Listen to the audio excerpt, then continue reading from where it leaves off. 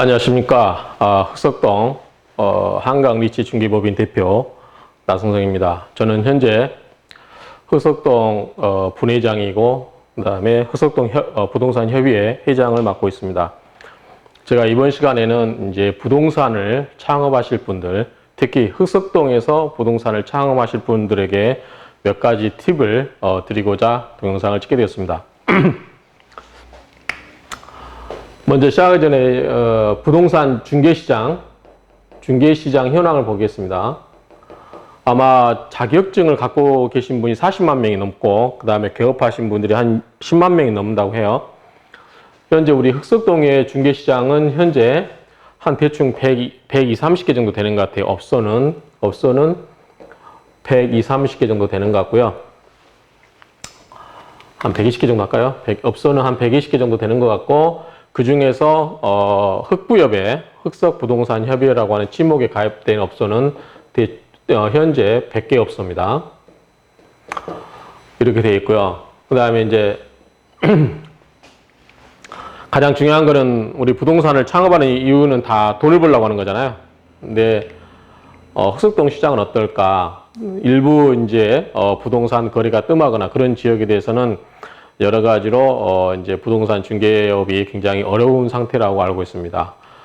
역시 흑석동도 예외는 아닙니다. 8.2 대책과 9.13 대책으로 인해서 중개 시장이 많이 이제 죽었죠. 거래량이 워낙 줄다 보니까 많이 흑석동도 그렇게 수익이 많이 나는 그런 구조는 아니고 다들 어려워하고 계시는 것 같아요. 그렇지만 이 흑석동이 갖는 장점을 한번 설명을 드리도록 하겠습니다. 자, 흑석동이 굉장히 뜨거운 지역이었어요. 투기지구로 될 만큼 굉장히 동작구가 강남 4구에 강동구하고 싸움을 하는데, 동작구가 이제 거기에 들어가냐 안 들어가냐라는 것도 신문에 나오기도 하는데, 현재 흑석동에 있는 아크로 리버하임 아파트 같은 경우는 강동을 이미 제꼈고요. 엘리트로 이름 지어지는 잠실도 거의 비슷하거나 제낀 상태로 보시면 됩니다. 그래서 현재는 흑석동이 뜨거운데, 흑석동이 가진 관점은 뭐냐면 일정한 다양한 매물이 있는 것 같아요. 다양한 매물. 그래서 기존에 다 지어진 아파트에만 들어가 있으신 부동산들은 아마 아파트 경기가 죽으면 굉장히 힘들어 할 겁니다. 그리고 아파트 단지 내 그 보증금이나 월세가 그렇게 낮은 상태가 아니기 때문에 아파트에 들어가 계신 분들은 아파트가 침체에 들어가게 되면 굉장히 수익을 내기 힘든 구조다, 이렇게 알고 있는데, 흑석동은 다양한 매물이 존재합니다. 자, 여기는 구축 아파트, 즉 옛날에 지어진 아파트가 있어요. 예컨대 한강현대, 명수대 현대, 그리고 동양 아파트, 유앤미, 청호, 이렇게 5개 정도의 구축 아파트가 있고, 그 다음에 비교적 신축. 이거는 이제 뉴타운이 개발되면서 이루어졌던 거죠. 여기는 5개. 여기는 4구역, 5구역, 6구역. 그래서 여기는 푸르지오, 여기는 센1, 센2 이런 식으로 비교적 신축. 2010년에서 2012년. 여기 또 해가든도 들어가네요. 해가든 아파트. 이렇게 비교적 신축 아파트도 있습니다. 그래서 7, 8년 차 이런데 한 8, 9년 차 이런 아파트도 있다. 그 다음에 최근 신축이 있습니다. 그래서 여기 보면은 7구역 아크로 리버하임, 그 다음에 8구역 롯데캐슬 에드포레, 이런 식으로 있습니다. 아파트가 있고요. 자, 다양한 매물은 아파트가 있고, 두 번째는 재개발 구역이 있습니다. 자, 재개발 구역이라고 하는 거는 앞으로 뉴타운 사업하면서 이제 아파트를 기존의 낡은 주택들을 허물고 새로운 아파트를 짓는 거죠. 그래서 재개발 지역에 대한 신축 아파트에 대한 입주권을 얻기 위해서 재개발에 대한 거래가 수요가 많습니다. 그래서 현재 재개발 구역은 현재 3구역, 9구역, 11구역, 그 다음에 1구역, 2구역, 이렇게 5개가 있어요. 그래서 아파트도 이제 풍부해지고, 그 다음에 재개발 지역도 풍부해지고 있다. 그 다음에 또 하나의 장점이 뭐냐면, 흑석동에는 또 재개발 말고 전치 지역이 하나 존재합니다. 물론 옛날에 19역이었는데 그 주민들이 반대해서 재개발 반대해서 전치로 남게 되는데 여기는 뭐냐면 빌라라든가 원룸 이런 게 있어요. 그래서 여기는 중앙대생들이 중앙대학교가 있는 관계로 이 빌라라든가 원룸에 대한 수요, 그 다음에 이제 신혼부부, 이 흑석역에서 가깝다 보니까 빌라를 찾는 그런 신혼부부도 있고 중앙대생들이 많이 찾는 원룸 이런 것들이 있기 때문에 비수기 때는 또 입시철되고 한 번씩 바뀔 때는 이런 것에 대한 다양한 수요가 존재한다. 또 하나가 뭐가 있냐면 중앙대병원 앞에 흑석시장이라든가 그 다음에 중앙대병원 건너편에 지금 이 구역에 속합니다만 이 구역에 뭐냐면 상가가 있어요. 전치 쪽에도 상가가 있고요. 중앙대생들 인근에 있는 뭐 다양한 음식점이라든가 술집 뭐 여러 가지 게임이라든가 그런 관련된 상가가 존재합니다. 그래서 이 상가에 대한 수요. 그래서 아파트도 옛날 아파트, 중간 아파트, 신축 아파트, 재개발도 5개 구역이 남아있고 전체 쪽도 빌라라든가 원룸 있고 그 다음에 단독이 있죠. 단독 있으면서 이 단독은 뭘로 바뀔 수 있어요? 아파트라든가 빌라라든가 원룸으로 바뀔 수 있죠. 그래서 이거는 뭐냐면 이제 건축 관련된 여러 가지 매매가 이루어질 수 있다. 이렇게 보시면 되고 상가는 이제 뭐 다 아시는 것처럼 이렇게 흑석동은 다양한 매물이 존재한다. 두 번째는 흑석동 진입은 그렇게 어렵지 않은 것 같아요. 진입은 어렵지 않다. 왜냐하면 어떤 지역에 가면 이미 카르텔을 형성해가지고 뭐 권리금을 입회비를 3, 4천 받는 데도 있다고 하더라고요. 그런데 우리 흑석동은 아직까지 그렇게 진입이 높지 않다. 그래서 현재는 흑부협에 가입을 하려면 100만 원 가입비만 내면 가입할 수 있습니다. 현재는 그렇기 때문에 뭐 따로 폐쇄망이 있어서 어떤 그런 게 갖춰지지 않기 때문에 현재는 비교적 진입이 용이하다. 진입이 용이하다. 세 번째는 뭐가 있을까요? 자, 여기는 뭐냐면, 여기 본 것처럼 아파트, 재개발, 전치 상가가 있기 때문에 다양한 매물도 있을 뿐더러 그 대신 자기가 전문성을 갖춰야 되겠죠? 뭐냐면, 여기는 순환이 계속 이루어지고 있다. 예를 들어서, 재개발, 3구역 이미 이주를 했습니다만, 이 3구역에서 이주를 하게 되면, 자, 순환이 계속된다. 자, 재개발에서 자, 이주 수요가 있어요. 먼저 이주를 합니다. 이사를 합니다. 그러면 이수하는 사람들이 또 전월세를 찾거나 집을 매매를 하겠죠. 물론 흑석동에서 얻는 경우도 있고 밖으로 나가는 경우도 있지만 어쨌든 그러면서 거래가 활발합니다. 그 다음에 옆에 있는 반포 1, 2, 4주라든가 3지구 뭐 이런 데서 또 재건축하면서 사람들이 흑석동으로 많이 넘어옵니다. 그래서 그런 분들에 대한 이사 수요가 있기 때문에 아파트 전세라든가 월세 또는 매매 이런 것들이 활발하게 이주할 수 있다. 왜냐하면 하나, 둘, 셋, 넷, 5개 구역이 남았어요. 재개발. 그 개발 구역 할 때마다 사람들이 이주를 해야 되기 때문에 끊임없이 순환이 계속되기 때문에 어찌됐든 본의 아니게 이사를 하면서 여러 가지 거래가 수반될 수 있다. 그 다음에 아파트가 지금 뭐가 있죠? 입주장이 있습니다. 입주장. 자, 입주장이 있기 때문에 또 입주장 장사를 할 수 있어요. 옛날 같은 경우는 입주장 장사만 하러 돌아다니는 사람들 있죠. 그렇죠? 저도 입주장 이번에 아크로 리바임 하면서 처음 해봤는데, 부동산 하고 나서 처음 해봤는데, 뭐, 그다지 재미는 없었던 것 같아요. 이번, 올해, 어느, 뭐, 송파 헬리오시티라든가 다 마찬가지지만, 입주장을 해가지고 큰 재미를 봤다. 뭐, 이렇게 본 업소는 별로 없는 것 같아요. 그냥 고만고만, 그냥 현상 유지, 이 정도 하는 것 같아요. 어쨌든 이 5개 구역이 또 아파트로 하면서 입주장이 생긴다. 그러면 이제 전체 다 개발이 되고 나면 결국은 뭐냐면 아파트와 상가 이렇게 대별될 수 있겠죠. 자, 이렇게 되면 종합적으로 이렇게 정의되면 이제 그다음부터는 안정기에 접어들 수 있죠.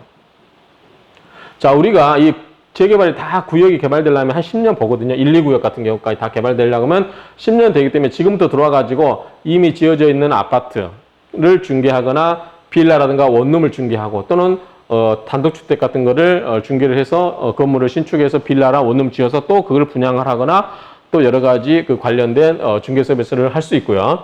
그 다음에 이주라든가 재개발하려면서 이주라든가 입주장을 해먹을 수 있다. 그래서 흑석동에서는 이 여러 가지 모든 다양한 매물과 다양한 여러 가지 형태의 매물이 계속해서 순환이 이루어지기 때문에 중개시장에게는 굉장히 요즘같이 어려울 때 뭐 블루오션은 아니겠죠. 그냥 황금어장이라고 할게요. 황금어장. 우리 9호선이 황금라인이라고 하잖아요. 그런 것처럼 황금어장이다. 황금어장이다. 이렇게 이야기할 수 있을 것 같아요. 그렇죠? 그래서 흑석동은 나름대로 부동산 중개시장이 활발하게 거래될 수 있다. 그래서 다른 지역보다는 좀 더 이제 낡은 아파트, 낡은 그 주택가 있는 부동산이나 이미 다 지어진 아파트만 있는 지역 부동산보다는 훨씬 기회 창출이 크다. 그러면 자, 흑석동에서 이게 다양한 기회가 있는데 이 기회는 누가 잡아요? 결국은 여러분들이 잡아요. 여러분들이 실력이 있어야 돼요. 여러분들 첫째 와가지고 재개발 이런 거 다 할 수 없어요. 대부분. 그런 거는 뭐냐면 오셔서 재개발 관련된 공부도 하셔야 되고 뭐 아파트는 가장 이제 비교적 넘어갈 수 있고 그 다음에 이제 단독 같은 거 건축을 하게 되면 그거를 이제 그 건축에서 수익률이 나올 수 있는 점인지 그리고 이러한 원룸 건물들이 많기 때문에 이거 통매매 그러면 매매 금액이 커지겠죠. 뭐 20억대 전후로 이러면은 이런 그런 것까지 다 취급할 수 있기 때문에 흑석동은 나름대로 장점을 가지고 있다. 그 다음에 이런 장점을 가지고 있기 때문에 흑석동이 굉장히 아직까지는 파이가 있다. 그래서 현재 뭐 망해가지고 간 업소는 없는 것 같아요. 제가 봤을 때는 다 현상 유지는 하고 있지 않을까 생각이 됩니다. 그런데 이제 우리가 입주장이 생기면서 아크로라든가 7구역, 8구역 아크로 입주장이 생기면서 부동산들이 많이 들어왔어요. 외부에서 많이 들어와서 우리 해운업소도 많이 늘어났는데 그 대신 이제 그거를 입주장 끝나고 나가시는 업체도 몇 개가 있어요. 그래서 그러면 우리가 부동산의 가장 기본적인 투자라든가 할 때 기본적으로 따지는 게 뭐죠? 입지죠, 입지. 그렇죠?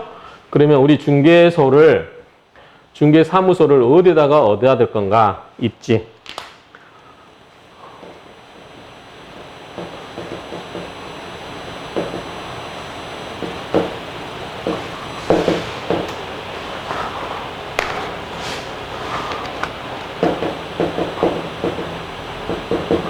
중개사무소 입지론. 어디에다가 중개사무소를 얻어야 돈이 되는가? 자, 먼저 피해야 될 장소만 이야기하겠습니다. 자, 이미 시장이 끝낭이 종료된 곳. 시장이 종료된 곳. 자, 그 구역이 어디냐면 현재 7구역 아크로하고 8구역 롯데 쪽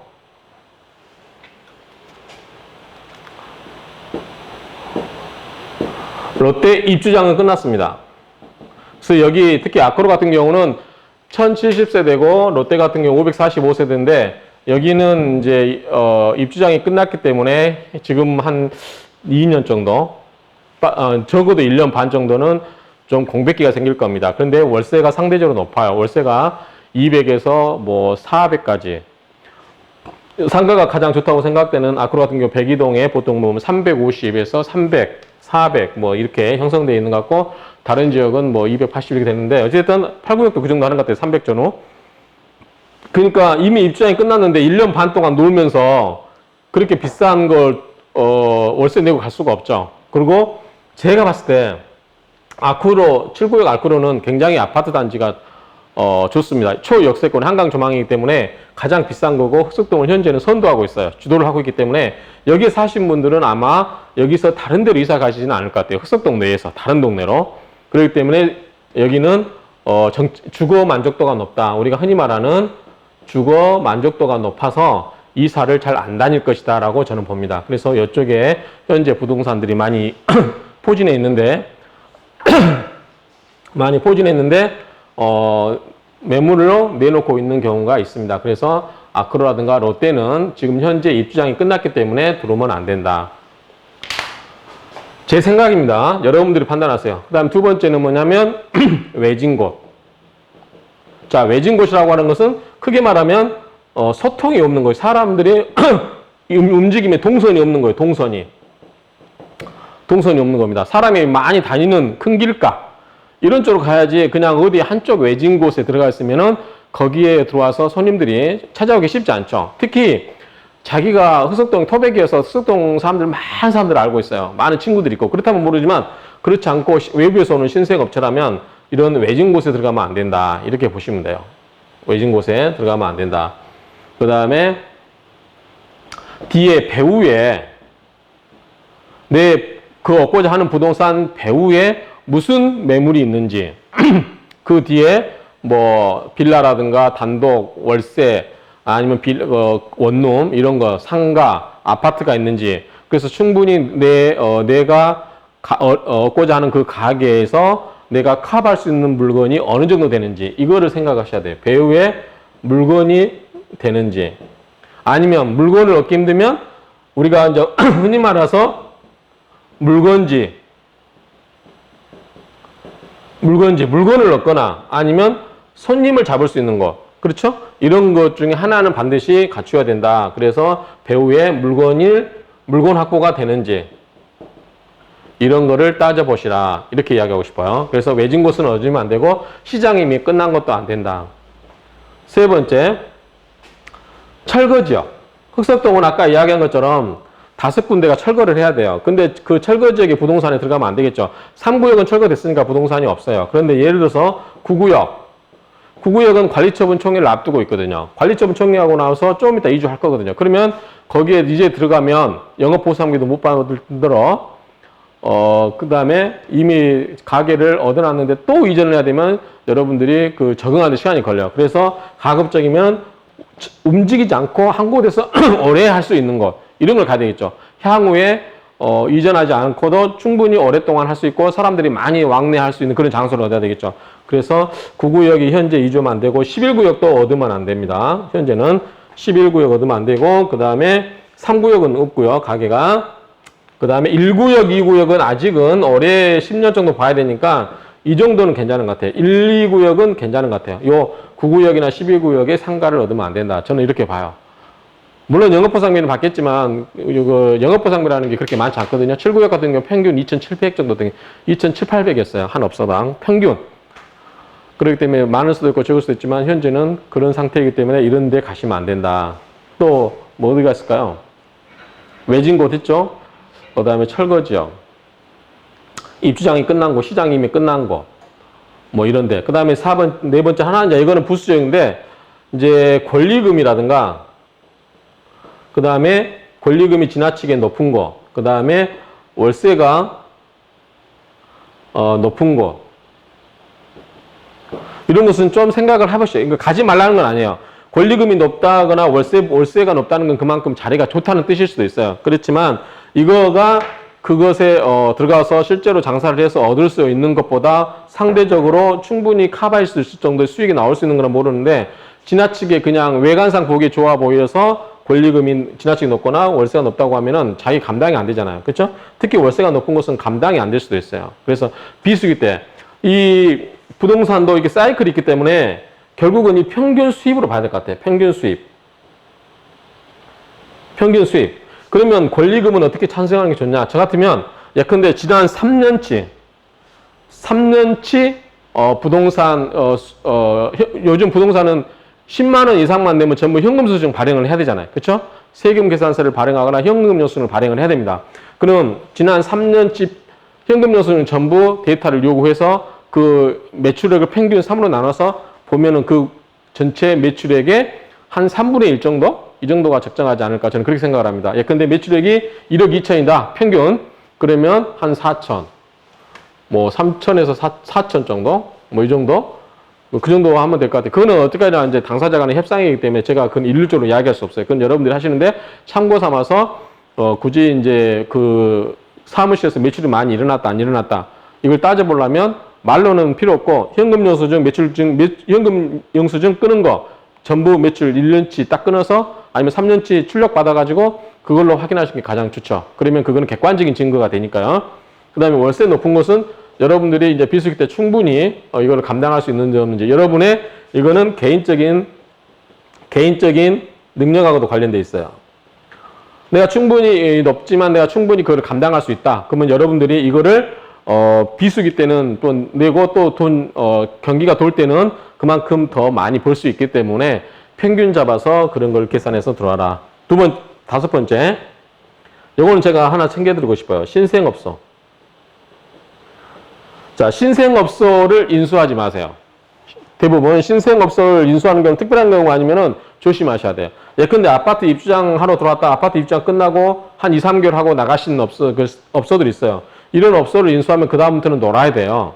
그리고 신생업소들은 물건 장부가 거의 없어요. 왜냐하면 외부에서 잠깐 떠다방처럼 들어온 업소들인 경우가 대부분이라서 그 동네에 오래된 그런 장부, 물론 장부도 의미가 없어요. 결국은 자기가 개척을 해야 돼요.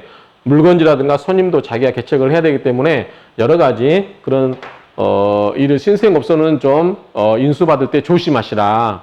왜냐하면 이 신생업소는 아직 검증이 안 됐잖아요. 그리고 손님들이 모르는 경우가 많아요. 손님들이 그 업소에 대해서. 그래서 업소가 자주 바뀐다. 업소가 자주 바뀌는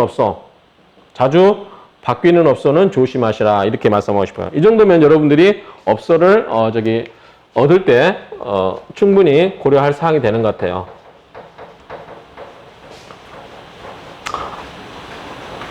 그 다음에 이제 순서는 마지막에 제가 해야 되는데,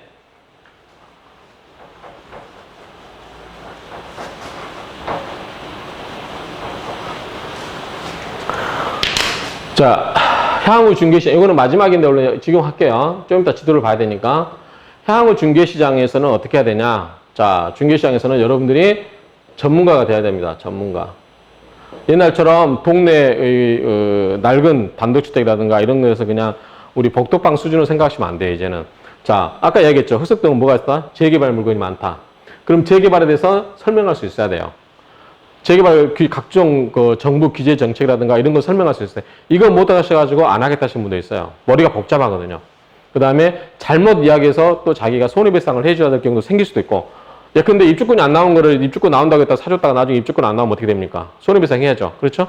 그런 것처럼 재개발, 그 다음에 계약서 쓰는 것도 이제 힘들고 하기 때문에 이 재개발 물건 이런 것 때문에 각각 자기 전문가가 하나 있어야 된다. 흑석동에서 필요한 거는 제가 봤을 때 전문가 좋아요. 재개발 전문가면 재개발 아직 구역이 5개 남아있다 보니까 메리트가 있습니다. 제가 알기로는 현재 뭐 상호 이야기도 상관없겠죠? 우리 그 라온가에 제가 데리고 있던 고태영 사장이라고 있는데 흑석동에서는 재개발 전문가입니다. 실제로 재개발 관련 업체에서 한 10년 근무를 했어요. 그래서 제가 인정해 줍니다.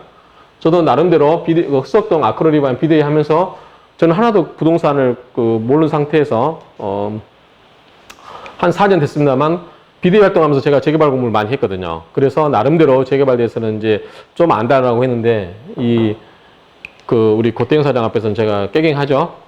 저보다 훨씬 뛰어납니다. 일단 재개발이 됐거나 아니면 또 뭐가 있을까요?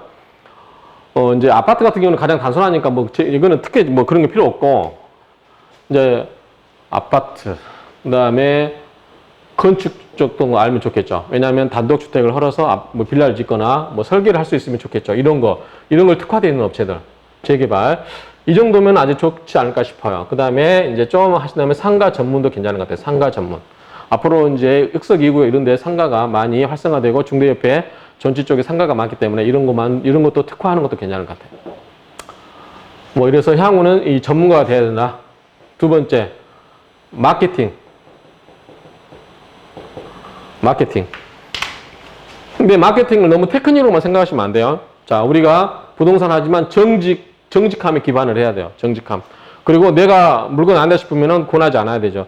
나 같으면 안 사는 물건을 남들한테 사라고 할 수는 없잖아요. 저는 기본적으로 제가 좋다고 생각되는 물건, 그런 물건만 저는 제 손님들한테 정직하게 브리핑합니다. 그래서 저를 다시 찾아오시는 분들이 많아요. 다른 부동산에 갔다가 아니다 싶어서 오신 분도 많고. 그렇기 때문에 이거는 뭘로 판단하시냐면 제 블로그 보시면 돼요. 한강리치 중개법인 가시면 물론 저는 블로그라든가 그 다음에 네이버 밴드에 흑석동 사람들이 있어요. 밴드에 흑석동 사람들. 이건 저는 기본적으로 영업하려고 했던 건 아니에요. 원래는 영업하려고 했던 건 아니고 어떤 지역 주민들과 소통하는 거. 그 다음에 블로그는 부동산 정보를 제공하는 거. 그래서 저는 기본적으로 정보를 제공하고자 하는 거지 여기다가 내 매물 광고하고. 근데 최근에는 몇 개 올려놨어요. 올려놓은 거는 이제 가끔가다 좋다고 생각되는 물건, 제가 봐도 그 정도면 뭐 괜찮다고 생각되는 물건 올려놨는데, 기본적으로 마케팅을 하려면 밴드나 블로그 정도는 하셔서 여러분들이 어떤 마인드를 가지고 부동산 영업을 하고 있다. 최소한 여러분들이 하되 이 정직함의 기본을 두고 하시라. 이렇게 말씀드리고 싶어요. 그 다음에 투자 판단에서도 정직해야 돼. 그 다음에 또 하나는 제가 요즘 하고 있는 게 지금 여러분이 보고 계신 것처럼 유튜브를 활용하는 것도 괜찮은 것 같아요. 앞으로는 유튜브 검색이 네이버 검색보다 더 많아요, 지금은. 그쵸? 그래서 유튜브를 통해서 여러분들이 하고 싶은 일, 하고 싶은 이야기, 그런 거를 잘해서 손님들한테 어필할 수 있게끔. 그래서 손님들이, 아, 저 사람한테는 내가 맡겨도, 내 재산을 맡겨도, 어쨌든 부동산은 큰 재산 아니에요. 자기 재산을 맡기면, 여러분들이, 믿고 맡길 만한 그런 사람이다라고 느껴야 되죠. 그러려면, 기본적으로 부동산 하신 분도 좀 약간 재테크, 좀 마인드가 있어야 돼요. 자기는 재테크 하나도 못하면서 남의 재테크를 해준다고 하면 안 되잖아요. 그쵸? 그래서 자기도 재테크 감각이 뛰어나면서 그런 거 된다. 그건 이제 3번을 이야기할 수 있겠죠. 자, 투자의 달인이 되라. 투자의 달인. 이걸 보면은 이제 사람마다 보면은 여러 가지, 보니까 제가 좀 이제 동양철학, 사주라든가 풍수를 좀 공부를 하다 보니까 가끔 보면 결정장애를 갖고 계신 분도 있어요. 실컷 설명해 주는데 그건 안 보고 그냥 질러도 되는 물건이라고 물론 이제 그분은 저를 모르기 때문에 뭐 안 할 수도 있지만 저를 믿고 하신 분들 많아요. 그분들은 다 대박 쳤죠. 그러니까 결정장애 있으신 손님들 있어요. 근데 그분들을 비난할 건 아니에요. 그분들 팔자가 그런 걸 왜 비난을 해요?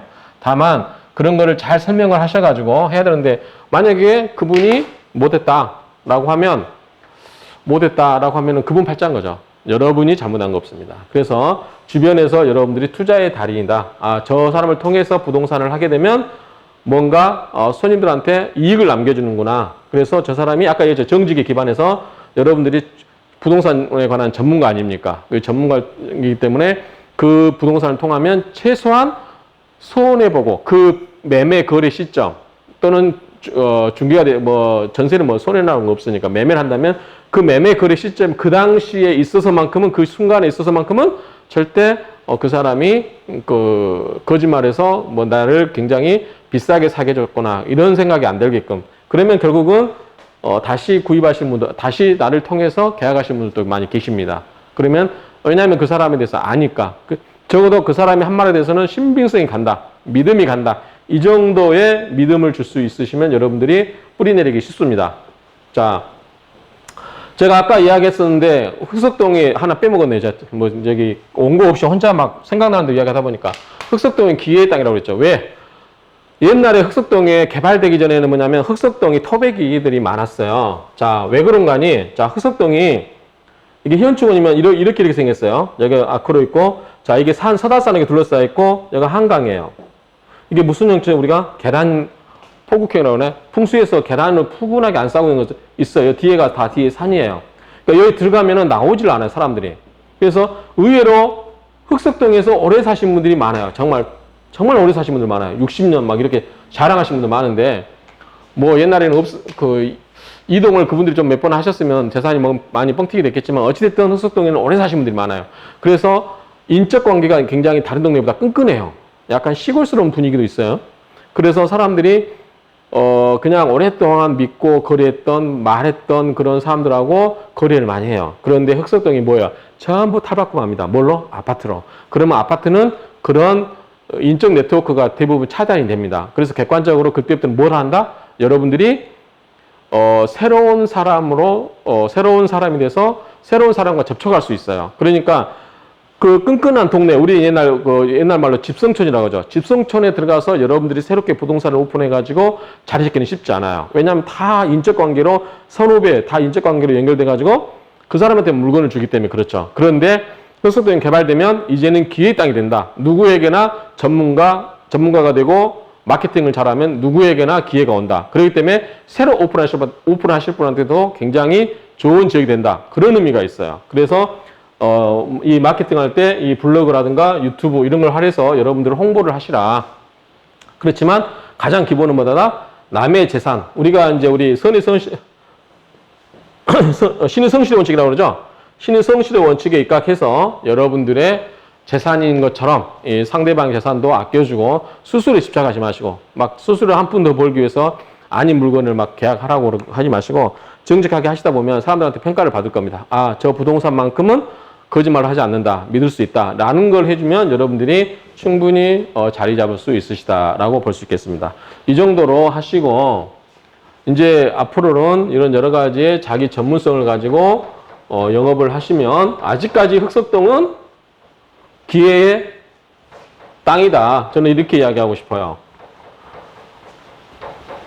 제가 이제 우리 흑석동 분회장이라서 우리 동작구 지회 분회장 모임에 가보면 이제 그분들이 굉장히 보니까 오래 하신 분들이에요. 저 같은 경우는 4년 차라 신참인데 오래 하신 분들이라서 말씀하시는데 그쪽도 다 어려워요. 쉬운 지금 돈 많이 벌고 있는 지금 별로 없어요. 그러니까 여러분들이 한번 흑석동, 특히 흑석동에서 연고가 있으신 분들은 나름대로 장점이 있으니까 그렇게 해보시면 어떨까. 그래서 다른 동네보다는 그래도 아직도 흑석동이 충분하게 메리트가 있다. 이렇게 말씀을 드릴 수 있을 것 같아요. 그러면 이제 마지막으로 제가 지도를 보면서 설명을 드릴게요. 자, 명수현대, 한강연대, 여기에 부동산들 앞에 상가들이 있습니다. 여기는 상가가 안쪽에 있죠. 한강연대는 이쪽에 부동산이 있는데 아마 비집고 들어가기 쉽지 않을 거예요. 여기는 이미 29년 차라서 이미 기초가 다듬어져 있고요. 여기 사람들이 대부분 다 오래 하셨기 때문에, 이 사장님도 오래 하셨기 때문에 크게 뭐 새롭게 들어가서 뭐 하실 수도 있겠지만 크게 뭐 메리트는 없다. 낡은 아파트이기 때문에 여기에 대한 거래는 앞으로 이제 재건축이라든가 리모델링 했을 때 그때는 좀 수요가 들겠지만 현재는 답보 상태다. 그동안 많이 올랐습니다. 여기도. 그 다음에 자, 푸르지오 상가가 여기 있습니다. 그 다음에 센츄럴 1차, 그 다음에 센츄럴 2차, 이쪽에 상가들. 요것들은 비교적 이제 10년에서 뭐 8, 9년, 9년 이 정도 된 거죠. 여기는 그래도 비교적 좀 돕니다. 돌고, 그 다음에 새로 이번에 아크로, 저희 한강리치가 여기 있습니다. 백이동 상가의 코너에 있습니다. 아크로에 있는 여기에 상가들 쭉 있죠. 여기도 근데 부동산이 들어왔다 몇 개 빠져나갔고요. 여기 부동산도 좀 빠져나가고 있는 상태입니다. 자, 그러면 같은 아크로라게도 자, 여기는 나중에 2구역이 길이 있는데 이 길이 없어질 겁니다. 길이 이렇게 날 거예요. 그럼 여기가 메인도로가 될 확률이 높아요. 현재 3차선인데 앞으로 이게 길이 내지면 여기가 메인도로가 되기 때문에 이 앞쪽 상가는 비교적 괜찮다고 보면 되고요. 이 뒤쪽 상가는 아파트 단지 이쪽과 그 다음에 이쪽에 있는 일부를 커버한다고 보시면 될 것 같아요. 그런데 상권은 확실히 여가 좋겠죠? 앞쪽이 여가 좋다고 봅니다. 그 다음에 8구역은 저기 여태 상가가 여기 5개인가 있더라고요. 5개인가 있는데 현재 부동산이 2개가 들어왔나요? 2개 들어오고 있는데 어쨌든 이 545세대이기 때문에 545세대이기 때문에 단지가 적은데 장점은 있어요. 여기다도 얻으면은 이 9구역이 한 6년 뒤에 입주하는데 이때 입주장을 할 수 있겠죠. 그렇죠? 자, 그 다음에 그건 일단 이때는 이 단지는 작기 때문에 부동산이 많이 들어가면 의미가 없습니다. 현재는. 그 다음에 여기 센츄럴 2차. 센츄럴 2차는 현재 여기 보면은 여기 상가가 여가 있나요? 네, 여가 있는데 여기도 이제 나름대로 거래가 활발하죠. 여기 장점은 요것과 뒤에 흑석동 동양과 UME 아파트 이런 것까지 같이 커버가 되기 때문에 센츄럴 2차에 있는 상가는 나름대로 장점이 있는데 단점은 이 뒤에만 커버 확률이 높겠죠. 앞쪽에 있는 물건까지 하기는 쉽지 않을 것 같아요. 자기가 부진하지 않으면. 그래서 각 아파트 단지는 이런 아파트 단지는 전부 이 뒤에 아파트를 기본적으로 배우를 끼고 있다. 이렇게 보시면 돼요. 다만 이제 제가 말씀드리고 싶은 앞으로 재개발될 게 3구역, 9구역, 1구역, 2구역, 11구역이에요.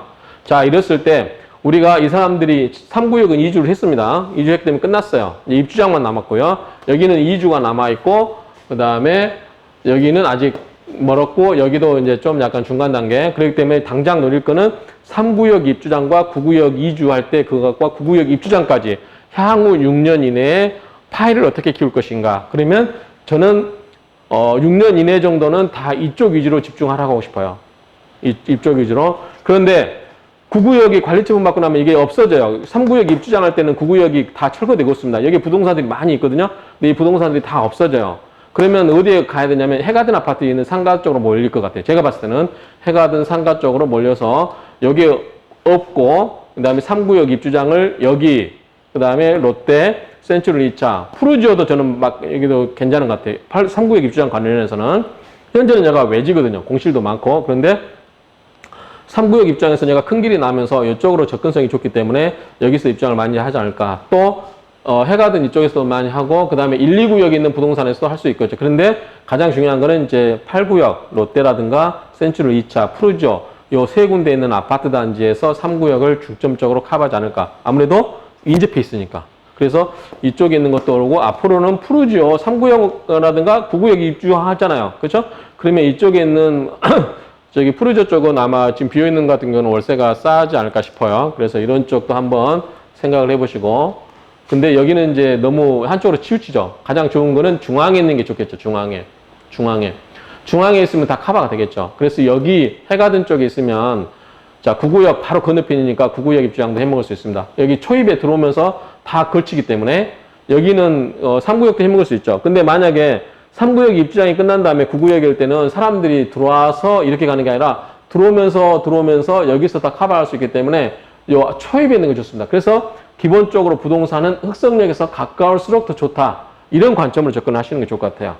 그래서 입주장도 노리고 하려면 제가 봤을 때는 해가드는 2010년도에 지어진 건데 거기에 길가 쪽에 있는 부동산짜리들은 제가 봤을 때 좋다고 봐요. 그래서 이런 거는 좋은데 이제 아파트 단지가 다 입주해버리면 큰 메리트는 좀 떨어질 수도 있어요.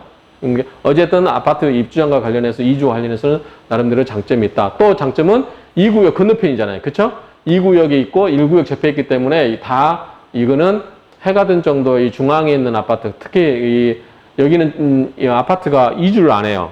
그쵸? 철거를 안 하죠. 그래서 여기에서 자리 잘 잡으면 향후 10년간 계속해서 이 커버가 가능하지 않을까 저는 그렇게 생각을 해요. 물론 안쪽에도 부동산들이 몇 개 있는데 기본적으로는 좀 도로에 나와 있는 부동산이 좋지 않을까 그렇기도 하지만 아까 이야기한 것처럼 자기 마케팅이 중요해요. 블로그라든가 밴드, 유튜브. 그래서 저는 블로그 작업을 해서 제 블로그가 현재 60만 명이 넘었어요. 제가 2015년 7월에 오픈하고 8월인가 처음으로 블로그 작업을 했는데 벌써 조회수가 60만 명이 넘었습니다. 그렇기 때문에 다 손님이 되는 건 아니지만 적어도 한강리치 중개법인 알리는 데는 성공을 한 것 같아요. 그 덕분으로 제가 이 해가든에 있을 때도 굉장히 거의 탑을 많이 한 부동산, 거래를 많이 한 부동산으로 아마 속한 것 같아요. 그래서 나름대로 이 재개발 전문성과 그런 마케팅을 잘하면 충분히 새로 신생업체도 메리트가 있다. 저는 흑석동에 연고가 없습니다. 실은 제가 2006년도 이사 왔긴 했지만 방배동 강남에서 한 17년 살다가 이사를 왔긴 했지만 흑석동하고는 아무 연고가 없고 제가 그 전에 직장 생활했기 때문에 흑석동 밑에 내려와서 밥을 먹어본 적이 없었어요. 거의 다 직장에 다니고 그랬기 때문에. 그런데도 이제 부동산을 하려고 했던 건 아니지만 어쨌든 이제 비대위 사무실 쓰면서 부동산 사무실 오픈했는데 어쨌든 저도 막 제가 치밀하게 계획해서 흘러온 게 아니고 즉흥적으로 뭐든지 된 것 같아요. 지금 보니까 최근에 일련의 상황들은 뭔가 계획해서 이렇게 해야지 됐던 게 아니고 상황에 맞게 처신하다 보니까 이렇게 흘렀는데 어쨌든 제가 이렇게 부동산 관련해서 유튜브를 찍고 있을 줄 저도 몰랐거든요. 그렇죠? 어쨌든 그런 거기 때문에 제가 이거를 찍는 이유는 뭐냐면 서두에 말씀 안 드렸는데 최근에 이제 신세계 업체들이 많이 들어오면서 저희 사무실 오셔가지고 9구역에 인접한 해가든 옆에 이쪽에 있는 상가를 얻으려고 했는데 이게 9구역에 속해서 철거를 하기 때문에 얻지 말라고 그랬대요. 근데 그 업소를 상담받은 업소가 신생업체예요. 신생업체는 모르죠. 그래서 여러분들이 이 상가를 얻을 때 조언을 받으려면 그 지역 회장이라든가 임원들 아니면 그 지역에서 오래 하신 분들 그런 분들 한번 상담을 받고 하시는 게 좋을 것 같아요. 그리고 자기가 잘 아는 분을 통해서 하셔도 되고 근데 너무 한쪽만 믿지 마시고 여러분들이 우리 부동산 임장활동 기본 아닙니까? 많이 다니면서 그냥 좀 커피 한잔 얻어 마시면서 돌아가는 이야기도 하고 하세요. 그러면 여러분들이 몇 군데 다니면 다 정보가 수집이 되면서 다 나름대로 정리가 될 겁니다. 그 다음에 하셔도 돼요. 덜컥 그냥 계약해놓고 나중에 후회한 없어. 저는 최근에 두세 분을 만나 뵀는데 다들 그러세요. 그냥 뭣도 모르고 들어왔다. 왜 뭣도 모르고 들어옵니까? 여러분들이 자기 재산이 걸린 문제인데 자기가 앞으로 향후에 사업을 어떻게 할 건지인데 그런 거를 부동산 사업을 하시려고 하면 충분히 부동산의 기본 활동이 임장활동 아닙니까? 그렇죠? 그 지역의 특성을 파악을 해야 돼요. 그렇죠? 그렇기 때문에 그렇게 파악을 먼저 하시라 말씀드리는 겁니다. 그리고 제가 있는 아크로는 이제 이쪽은 끝났기 때문에 흑석동 초입이기 때문에 흑석동 물건 전체적으로 할 수는 있겠죠. 그런데 이제 물건지 받기는 쉽지 않고요. 그 다음에 전체 쪽 일부를 할 수 있을 거고 나중에 2구역 개발될 때는 건너편이니까 좀 메리트가 있는데 자 이쪽은 거의 이제 입주장이 끝났기 때문에 크게 이제 메리트가 없다라고 보시면 되지 않을까 싶어요. 당분간은 좀 많이 거래가 없기 때문에 그렇고 이쪽에 1, 2구역에 있는 부동산들도 생기면 괜찮을 것 같아요. 1, 2구역에 있는 부동산, 해가든 주변 부동산, 이쪽에, 하면 나 커버가 된다. 11구역은 여기 부동산이 지금 두세 개인가 있어요. 제가 기억나는 건 세 개가 있는데, 여기에 있는 부동산들은 이제 철거되면 없어지잖아요. 그럼 결국 뭐냐면 한강 현대 상가 쪽이나 명수의 현대 상가 쪽에서 커버가 되지 않을까 이렇게 생각이 됩니다. 특히 또 1구역에 있는 상가 쪽에서도 이렇게 커버가 되고, 센트럴 1차 커버에 상가되고, 명수대 한양 아파트도 11구역이거든요. 그 바로 건너편에가 센트럴 1차 상가가 있습니다. 여기 길이 이렇게 들어오거든요. 진입로가. 그렇기 때문에 센트럴 2차가 이쪽에 있는 상가도 나름대로 좋을 것 같아요. 이쪽에 센트럴 1차 상가에 있으시면 뭐 월세 비교적 저렴하다 싶고 권리금 거의 뭐 없다 싶고 저렴하다 싶으면 이쪽에 사셔도 요거 물건 할 수 있죠. 프로듀 할 수 있죠. 11구역 입주장이라든가 이주할 수 있죠. 이렇게 해서 이것도 나쁘지 않은 것 같아요. 그래서 아무래도 재개발 관련해서 입주장을 할 때는 그걸 둘러싸고 있는 삥 둘러싸고 있는 상권이 유리한 것 같아요. 그런데 결론적으로 뭐냐면 자 3구역, 9구역, 11구역, 1구역, 2구역 요 구역을 하시려면 그렇다고 여기 하다 이렇게 옮길 수는 없잖아요. 가급적이면 요 흑석동 중앙에서 하셔서 다 커버할 수 있게끔 이렇게 하시는 게 좋을 것 같아요. 그래서 이런 외진데 이 외곽에 이렇게 삥 둘러와서 외진데 들어가지 마시고 중앙으로 들어가서 하시라 이렇게 말씀드리고 싶습니다. 이상으로 흑석동 부동산 창업과 관련해서 제가 한번 설명을 드렸습니다. 가끔 이제 부동산 가게를 얻으러 오신 분들이 있어요. 그래서 이제 이것저것 이야기 하다 보면 어떤 분들은 막 한나절씩 이야기 하시는 분도 있어요. 그래서 제가 이제 아마 그런 분들은 간단하게 상담해드리고 유튜브 링크를 걸어드립니다. 특히 재개발 손님도 마찬가지예요. 처음에 제가 이제 비대위 활동을 했기 때문에 재개발 관련해서 막 제가 또 대학에서 법을 가르쳤기 때문에 막 강의식으로 막 이 2시간씩, 3시간씩 재개발 물건을 설명을 드립니다. 재개발 일반론에 대해서. 그건 재밌었죠. 저도 공부가 되니까. 근데 그게 한두 번이지, 한 몇 개월 하고 나면 입에 거품 날 정도로 하다 보면 이게 이제 같은 소리 또 하고 하면 힘들어지거든요. 그래서 제가 블로그 작업을 시작을 했습니다. 블로그에다가 해서 혹시 전화로 또 이렇게 처음부터 전화로 상담해야 되는 분 있어요. 처음부터. 모르신 분들. 그렇다고 해서, 쌀쌀맞게 끌을 수도 없고, 그러면 제가 링크를 걸어드리겠습니다. 해가지고 그 전화번호 링크를 걸어드리고, 최근에는 이제 제가 유튜브를 찍어서 손님들한테 근데 9구역의 물건을 원하신다. 그러면 9구역의 관리처분 내용이라든가 이런 건 제가 유튜브 찍어 놓은 걸로 이렇게 링크를 걸어드립니다. 그러면 저도 편해요. 중개하기가. 그리고 나름대로 제가 이걸 준비할 때는 성심성의껏 준비를 했기 때문에 내용이 비교적 알차다고 생각합니다. 물론 시간은 길어요. 시간은 기는데 그거는 찍는 사람이 어렵지 듣는 사람이 그거를 힘들다고 하면 안 되겠죠. 그렇죠?